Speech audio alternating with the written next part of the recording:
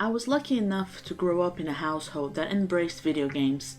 My first childhood memories are of me playing Sonic and Crystal's Ponytail, Mario games and Duck Hunt and Excitebike, to name a few, and of course being introduced to A Link to the Past, and somehow managing to beat it even though I was really young and didn't really know what I was doing.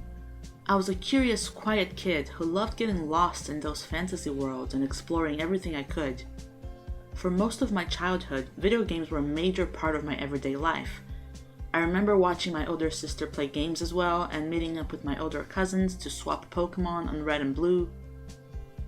As I got older though, life happened. I couldn't fit gaming into my day-to-day as much as I would have wanted.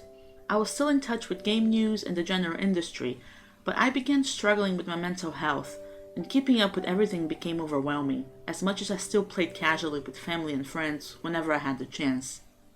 With my growing anxiety, I remember starting a lot of Zelda games and not finishing them because my brain just couldn't compute.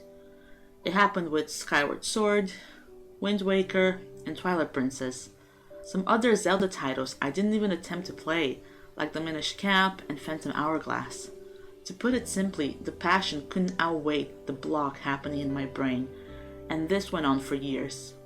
As an adult, I moved countries and started a new life. It was the beginning of the pandemic and I didn't own a Switch. I decided I wanted one, mostly to play Animal Crossing New Horizons, but decided to give Breath of the Wild a shot, because I already loved the Zelda series, and had heard great things about it. I was hesitant because as I grew up, I developed a hatred for open world games, even though as a kid I loved them. They became overwhelming to me, and I got into a trend of preferring games that would tell me exactly where I needed to go. So the task of Breath of the Wild was daunting, but I went for it. It's hard to describe the feeling when I started playing this game. I felt like parts of my brain had been reactivated, like I was suddenly that curious kid again, wanting to explore every inch of the map, every enemy, every item. Suddenly, the thought of an open world wasn't overwhelming, it was beautiful and inspiring. I was hooked, to say the least. I played it every day for hours. I did 100%, learned trivia, tricks, and started going on YouTube to find more information on lore and the things I might have missed. That's when YouTube started suggesting Mr. A-Game videos to me.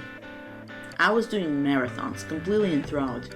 I would try to do his challenges, and it made me realize that Breath of the Wild wasn't just the game itself, but a whole world of possibilities that were quite literally endless, and it had a great community.